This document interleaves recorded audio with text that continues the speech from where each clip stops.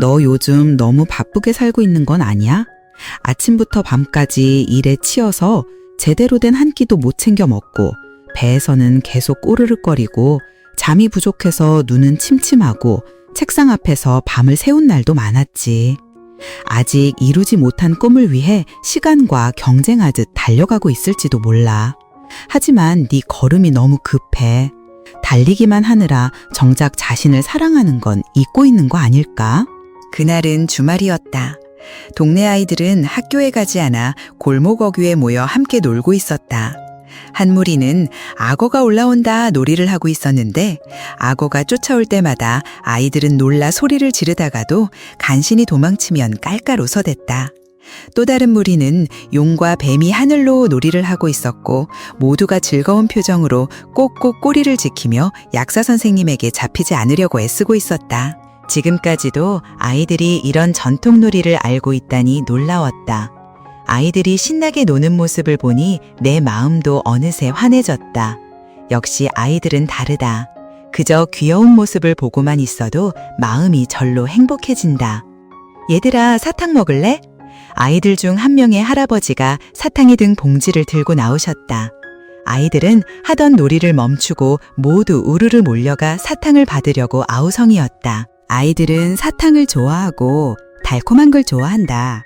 할아버지는 나눠주느라 바빴다. 바구니에 마지막 사탕 하나만 남았을 때 할아버지는 손을 뻗으며 말했다. 아잉지영, 이리 와서 이 사탕 먹어라. 그제야 나는 눈치챘다. 다른 아이들이 저렇게 신나게 노는 동안 한 여자아이가 집 문턱 가까이에 쪼그려 앉아 있었다. 등을 굽히고 고개를 푹 숙인 채 무릎은 귀까지 올라와 있었고 손으로는 프림 몇 개를 만지작거리고 있었다. 할아버지가 부르시자 아이는 달려나왔다.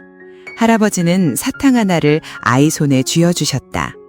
아이는 고맙다고 말하고 사탕을 주머니에 넣었다. 왜 바로 안 먹느냐는 할아버지의 물음에 아이는 동생 주려고요 라고 대답했다. 아잉지영은 8살이지만 집에서 큰아이였다. 아이의 부모님은 아버지가 너무 가난해서 이혼하셨다. 어머니는 그 가난을 견디지 못하고 아이와 아버지를 떠나 새로운 삶을 찾아갔다.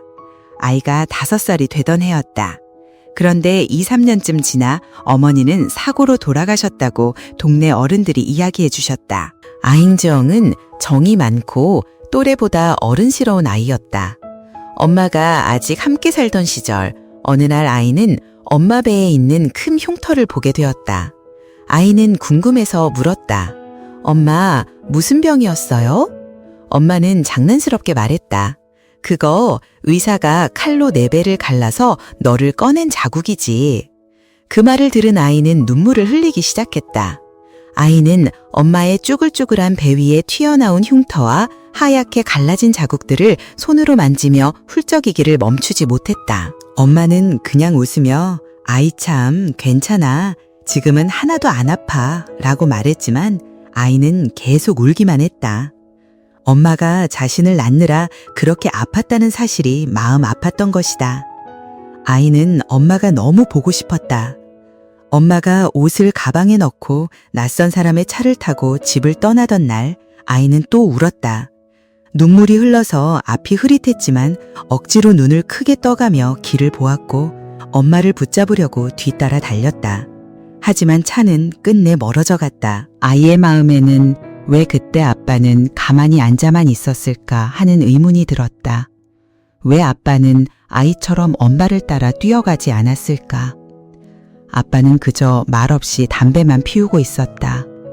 지친 얼굴, 거칠어진 피부, 온몸에 밴 술과 담배 냄새.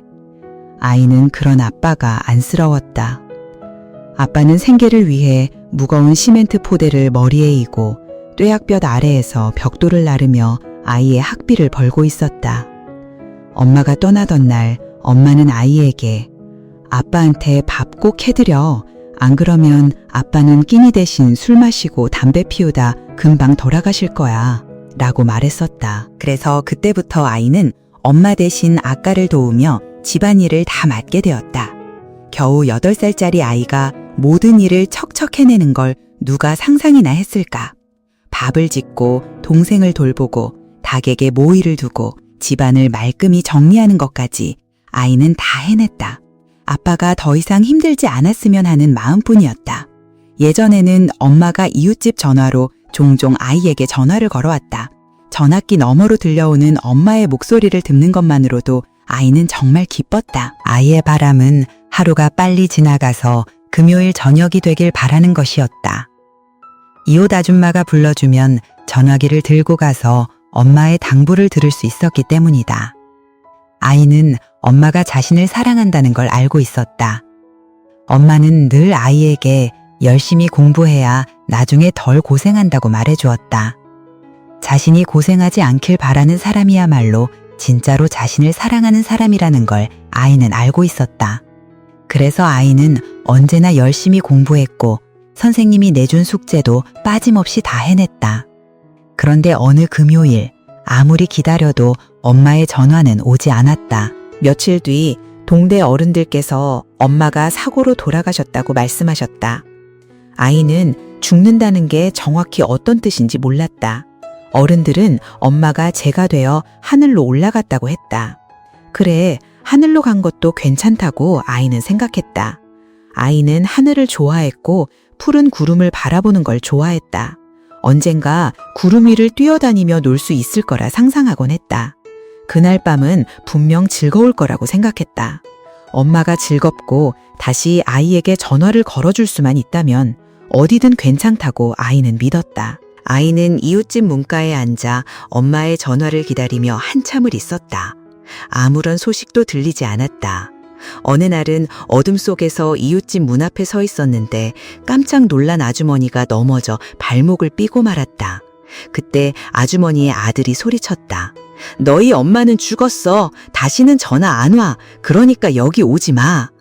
그제야 아이는 정말 엄마가 떠났다는 걸 깨달았다. 아이는 방 안으로 들어가 엎드려 울음을 터뜨렸다. 아빠도 아이를 많이 아꼈다. 아무리 가난해도 아이를 학교에 보내기 위해 기를 쓰고 일하셨다. 동네 사람들은 아빠가 좋은 분이라고 했다. 예전에 아빠는 아주 온순하고 술 한 모금도 하지 않는 사람이었다. 그런데 실직하고 엄마에게 버림받고 친척들에게까지 무시당하면서 마음을 달래기 위해 술을 찾게 되었고 결국 그 술에 점점 빠져들고 말았다. 술이 들어가면 정신을 맑게 유지하는 건 정말 어려운 일이었다. 그때 아빠는 아이를 때리곤 했다. 눈이 이글이글 불타오르고 달아해진 가죽 허리띠를 꺼내 아이의 등을 마구 내리쳤다. 여린 뼈만 앙상한 아이의 몸이 부들부들 떨렸다. 너무 아파서 더는 참을 수 없게 되었을 때 어린 동생이 크게 울음을 터뜨렸고 아이도 결국 소리내어 울며 아빠에게 애원했다. 그제야 이웃들이 상황을 알아차리고 달려와 아이를 구해주었다.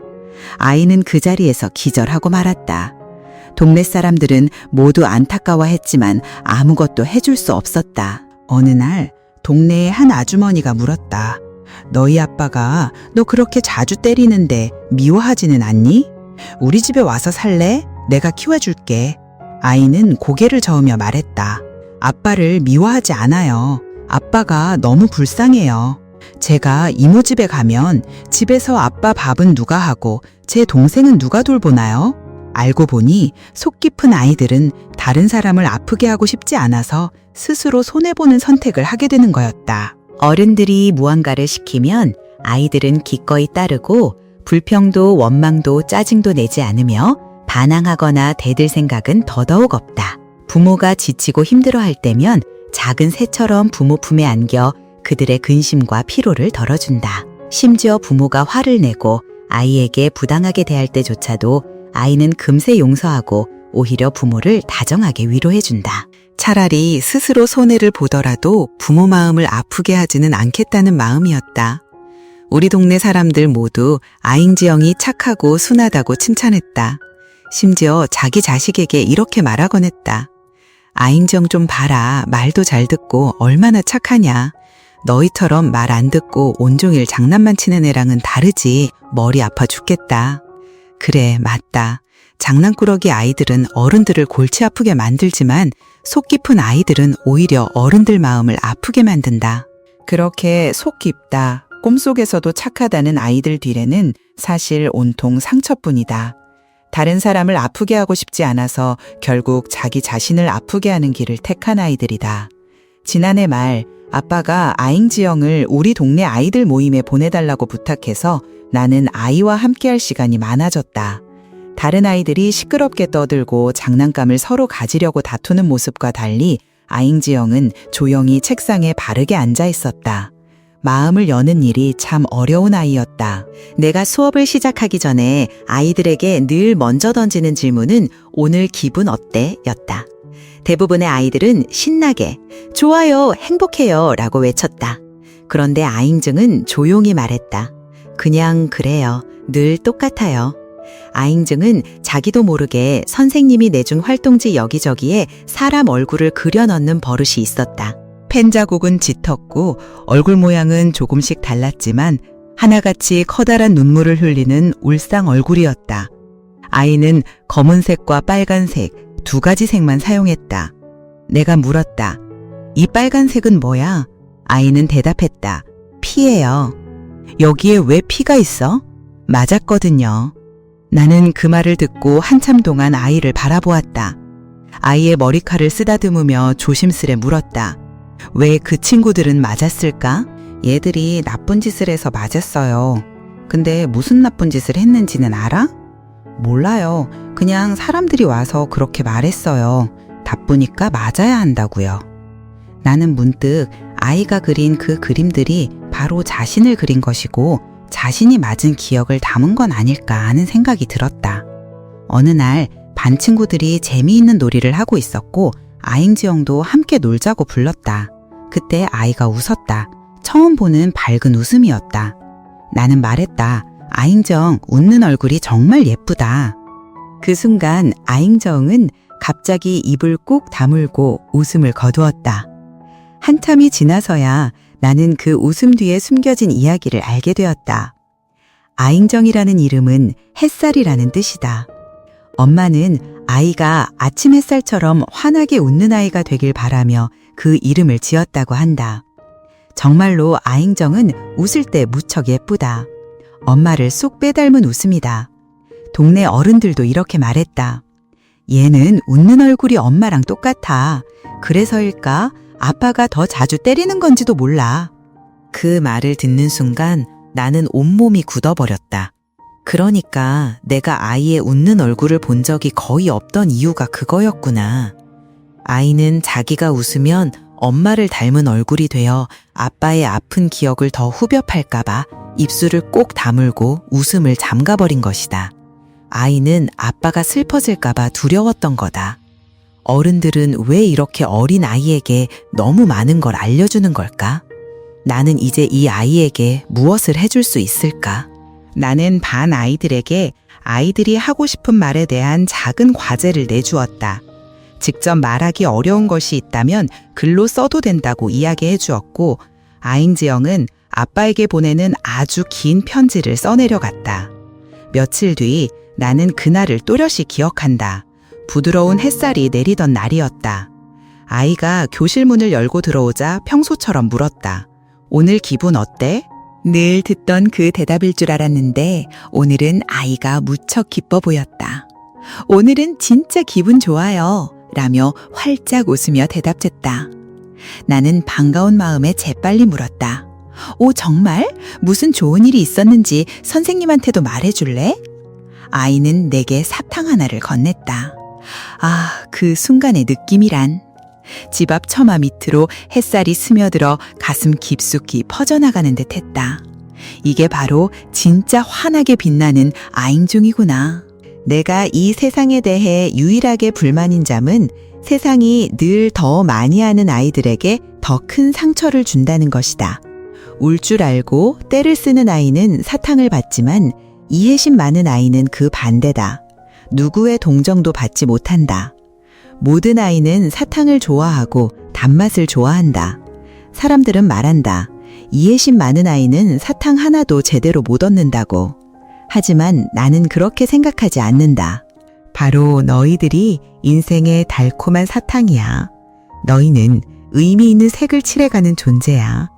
이 팟캐스트 처음 부분에서 할아버지가 아이들에게 사탕을 나눠주던 이야기 기억나?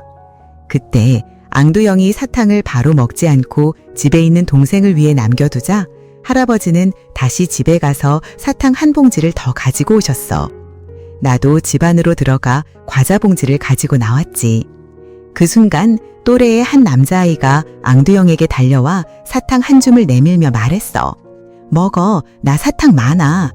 모든 아이들은 사랑받을 자격이 있어. 말 잘 듣는 아이든 말썽꾸러기든 모두 마찬가지야.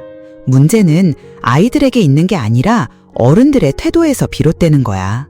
이해심 많은 아이들은 어른들로 하여금 스스로를 되돌아보게 만들어. 아이들에게 사탕을 나눠줄 때는 공정해야 해. 말 잘 듣는다고 해서 그 존재를 당연하게 여기고 외면해서는 안 돼. 세상의 모든 아이들이 사탕을 받고 사랑과 위로를 받으며 자라나길 바란다. 이해심 많은 아이들이 그저 예, 네 하고 시키는 대로 따르며 늘 참기만 하고 양보하고 모든 손해를 감수하는 아이들이 아니었으면 좋겠다. 진정한 이해심이란 비록 자신에게 직접 닥치지 않은 일이라도 깊이 공감하고 그 안에서 가장 아름다운 방식으로 행동할 줄 아는 마음이다. 하지만 이해심이 너무 커서 남에게 무시당하고 괴롭힘을 당한다면 그건 나약함일 뿐이다. 아이들이 적절한 순간에 적절한 상황에서 적절한 사람에게 이해심을 발휘할 수 있기를 바란다. 요구하는 법, 거절하는 법을 배워가기를 바란다. 언제나 자신을 가장 우선순위에 두고 즐겁게 살아가기를 바란다. 왜냐하면 자기 자신을 사랑할 줄 아는 사람만이 비로소 다른 사람도 사랑할 수 있으니까.